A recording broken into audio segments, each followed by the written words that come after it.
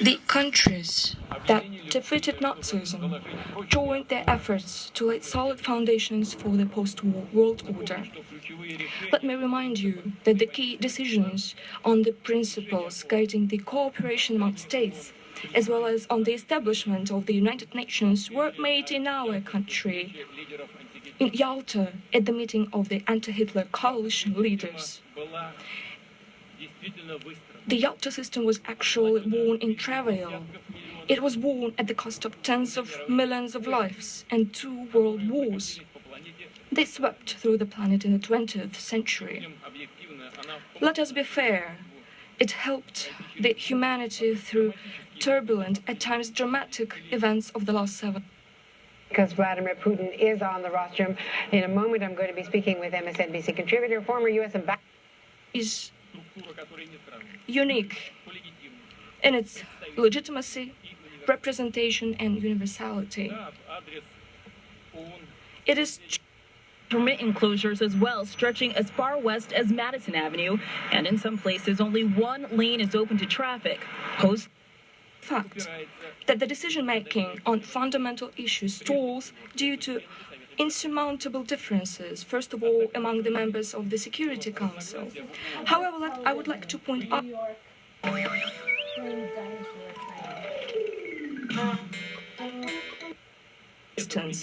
the veto right has always been exercised by the United States, the United Kingdom, France, China, the Soviet Union, and Russia later alike. It is absolutely natural for so diverse and representative founders did not in the least think that there would always be unanimity.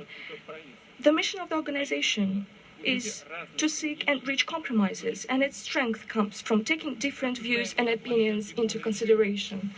The decisions debated within the UN are either taken as resolutions or not. As diplomats say, they either pass or do not pass. Whatever actions any state might take by passing this procedure are illegitimate. They run counter to the UN Charter and defy international law. We all know that after the end of the Cold War, everyone is aware of that, a single center of domination emerged in the world, and then those who found themselves at the top of the pyramid were tempted to think that if they were so strong and exceptional, they knew better, and they do not have to reckon with the UN, which instead of automatically authorize and legitimize the necessary decisions, often creates obstacles, or in other words, stands in the way. It has now become commonplace to say that it is, in its original form, has become obsolete and completed its historical mission. Of course, the world is changing, and the UN must be consistent with this natural transformation. Russia stands ready to work together with its partners on the basis of broad consensus.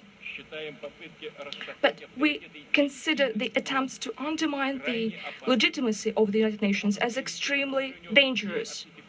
They could lead to a collapse of the entire architecture of international relations, and then, indeed, there would be no other rules left but the rule of force. We would get a world dominated by selfishness rather than collective work, a world increasingly characterized by dictate rather than equality.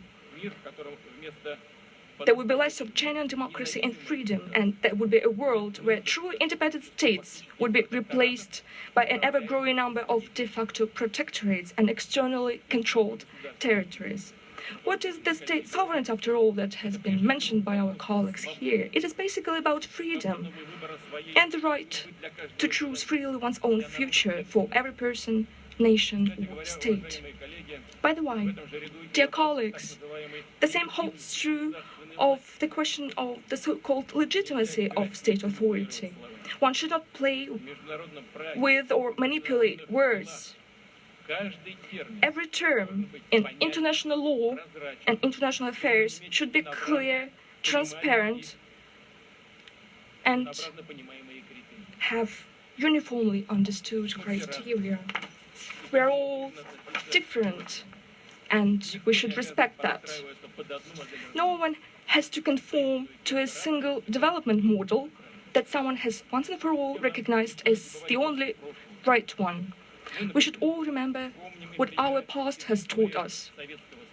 We also remember certain episodes from the history of the Soviet Union, social experiments for export, attempts to push for changes within other countries based on ideological preferences, often led to tragic consequences and to degradation rather than progress. It seems, however, that far from learning from others' mistakes, everyone just keeps repeating them. And so the export of revolutions, this time of so-called democratic ones, continues. It will suffice to look at the situation in the Middle East and North Africa, as has been mentioned by my previous speaker. Certainly, political and social problems in this region have been piling up for a long time, and people there wished for changes naturally.